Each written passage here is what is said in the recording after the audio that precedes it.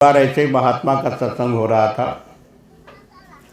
तो एक 25 साल का बच्चा पीछे सत्संग सुन रहा था। गुरु महाराज बता रहे थे कि अरे बच्चा, इस संसार में कोई किसी का नहीं है, सब मतलब की दुनिया है स्वार्थी।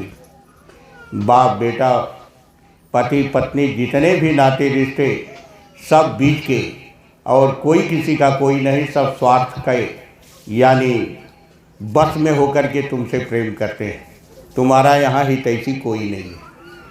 तब तक वो बच्चा पीछे से खड़ा हो गया तड़ाक से और कहने लगा, ए साधु बाबा, आप झूठ बोलकर समाज को बरगला रहे हैं। हमारे माता पिता बहुत मानते हैं। हमारी पत्नी जब मैं बाहर निकल जाता हूँ तो चौखट पर खड़ी होकर के देखती रहती है, और जब शाम को वापस घर आता हूँ तो बड़ी सेवा करती है। और आप कहते हो इस दुनिया में कोई किसी का नहीं है, आप क्यों झूठ बोल रहे हैं? साधु बाबा कहे, अच्छा बच्चा, चलो कोई बात नहीं, जो तुम कहते हो वो भी ठीक है और जो मैं कहता हूँ वो भी ठीक है। कहने लगे, नाना महाराज, हमको झावड़ी मत पढ़ाइए। या तो दो दूनी 4 और नहीं तो दो दूनी 5, दो में से एक ही सही होगा, दोनों सही नहीं होगा। तो साधु बाबा कहने लगे कि ठीक है, अच्छा बच्चा, जब सत्संग खत्म हो जाएगा तो चलो तुम्हारी शंका समाधान कर देंगे। जब सत्संग खत्म हो गया, बच्चा जब देखा कि अब सभी लोग चले गए तो आया, पूछा कि बाबा जी अब आप बताइए, कहाँ ये बच्चा, सुनना चाहते हो कि देखना चाहते हो? कहा, हे महाराज, अगर देखे कि मिल जाए तब तो सबसे अच्छा। अरे देखने का तो सब लोग यानी 100% सही मानते हैं, सुना तो सुनाई सुनी बात तो अलग हो गई। तो उस बच्चे को श्वास यानी रोकने की एक विधि बताई,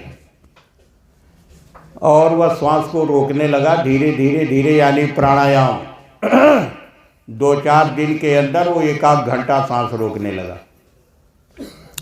तो गुरु महाराज ने एक दिन उससे कहा कि बच्चा, घर चले जाओ और आराम से खा पी करके सो, सुबह उठना, नित्य क्रिया के लिए चले जाना पोखर की तरफ, और जब उधर से लौटना तो दरवाजे पर धड़ाम से गिरना और अपनी श्वास को रोक लेना। इसके बाद देखो क्या होता है। कहने लगे, अच्छा। वो घर गया और सुबह वही क्रिया किया। जब पोखर से लौटा तो दरवाजे पर गिरा। अब चारों तरफ गांव में हल्ला मच गया, अरे वो फलाना का लड़का, अरे अभी पोखर से आ रहा था और वो गिरा और शरीर छोड़ दिया। दौड़े जो जिधर खबर पाए, चारों तरफ से दौड़ भागी शुरू हो गई। और लोग कहने लगे, वो अभी तो बहुत जल्दी शादी हुई थी, और मतलब ये है कि 25 साल का नौजवान, और आते आते और वह तुरंत गिरा और ख़त्म हो गया। वह मालिक कितना बड़ा अन्यायी है, दुराचारी है, यानी भगवान को कोसने लगे, आम भाषा जैसे लोग कहते हैं। हे प्रेमियों, गांव के लोग भी, जो सबसे बूढ़े लोग थे, वो कहने लगे कि देखिए, हमारे मौत का कागज़ ही कहीं भुला गया। अरे ये पोता पोती यानी नाती नतिन से पानी मांगते हैं तो लोग पानी भी नहीं देना चाहते। मेरा शरीर जर्जर हो गया और मेरा कागज़ ना पता कहाँ हेरा गया है, जो भगवान के दरबार में मिलता ही नहीं। और ये बताओ, ये 25 साल का बच्चा और ये चल दिया, भगवान कितना बड़ा अन्यायी है। जो लोग बूढ़े थे, उधर साधु बाबा को तो सब पता था। वो भी क्या किए कि अपना सरसा और झोली लिए एक और चल दिए गांव की तरफ। देख रहे कि चारों तरफ से लोग दौड़े आ रहे हैं, तो साधु बाबा कहने लगे कि अरे बच्चा, कहाँ भाग करके जा रहे हो?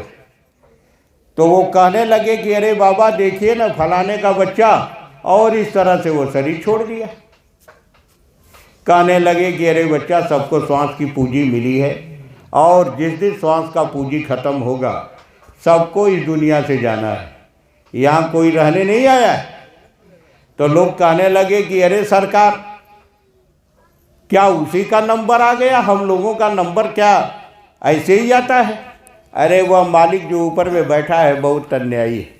खैर धीरे धीरे जब वो पहुंचा दरवाजे पर, सब देख रहे हैं, तो वो माता पिता उधर रो रहे। पत्नी जो है चूड़ी उड़ी तोड़ ताड़ के बाहर छत खोल करके चिल्ला रही है, और गांव के लोग भी ऐसे।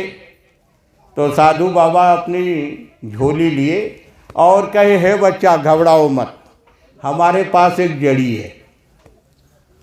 सबसे पहले तो जो बूढ़े हैं, जो जाना चाहते हैं, जिनका कागज नहीं मिल रहा है, एक जड़ी पिसवाए वही सील पर, और कहे कि जो इस जड़ी को पी लो, वो दरवाज़ा खुला है, आप चले जाओगे और एक बच्चा खड़ा हो जाएगा। तो कहे कि जो इसमें बुढ़ा है भाई, जाना चाहते हैं, बड़ी तकलीफ़ है इस दुनिया में, तो वो इस जड़ी को पी ले और भाई आप चले जाओ। और इनका अभी देखो तो 25 साल का बच्चा है। अरे अगर ये उठ जाता है, अभी तो ये सारी दुनिया बाकी है देखना। तो जो बूढ़े लोग थे वो धीरे से अपना डंडा सोटा उठाए और कहे कि बाप रे, इस सदुआ हमारे के बेजल चाहत पा, अपने घर की तरफ फरार हो गए। अब एक भी मैदान दरवाजे पर नहीं।